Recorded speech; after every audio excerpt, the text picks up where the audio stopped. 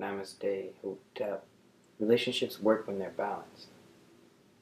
But that doesn't mean you don't hold your partner in high esteem.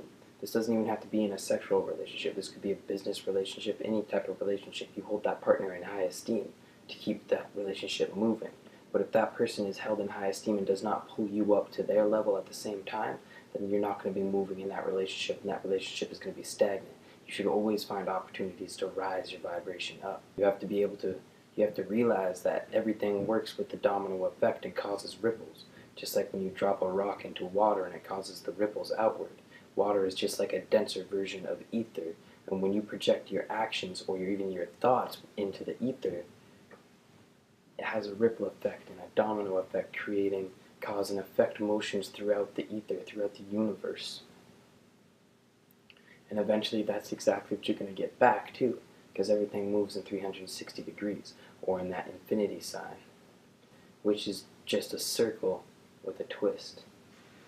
If you're really worried about people cursing you or anything, you need to be able to learn how to shine your light from within. Don't call upon protection.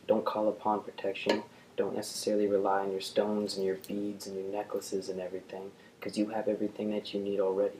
If you're constantly relying on the outside source for protection, then it allows everything that you're trying to be protected from to know that you are not currently being protected, to know that you are too weak to protect yourself. So you have to shine a light from within.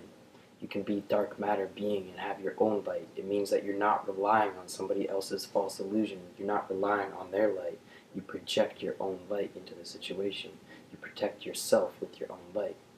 The problem with cursing somebody back after they curse you is that you're keeping that fight in motion. And now you're creating the one thing that you don't want to create.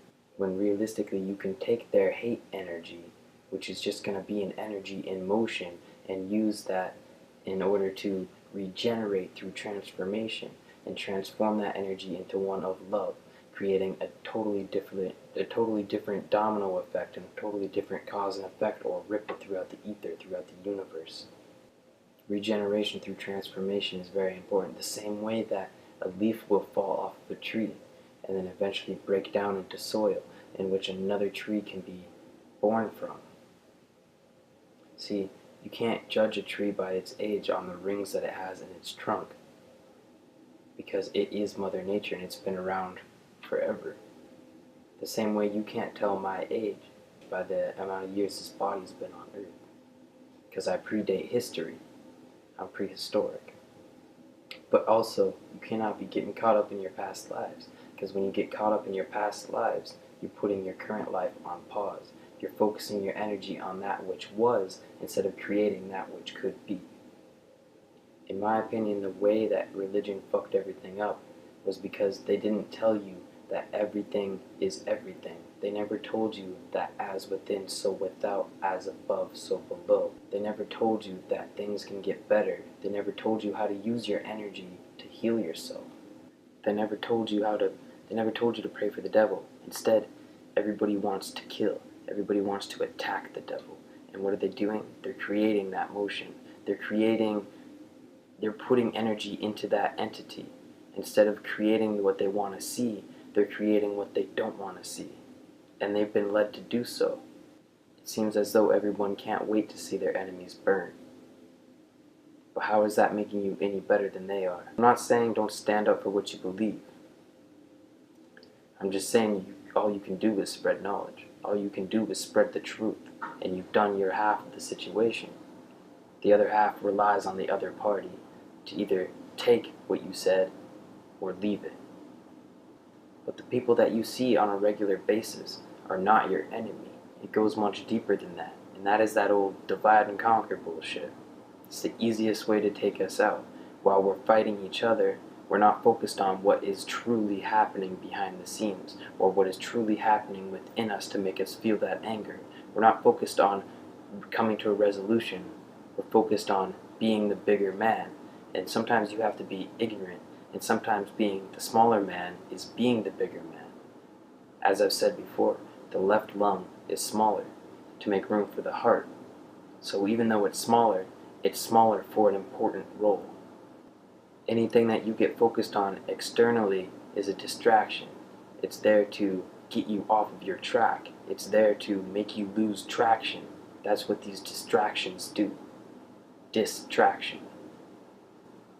There's a few people who I've stopped listening to for the time being that I used to love listening to because their message has not evolved for me.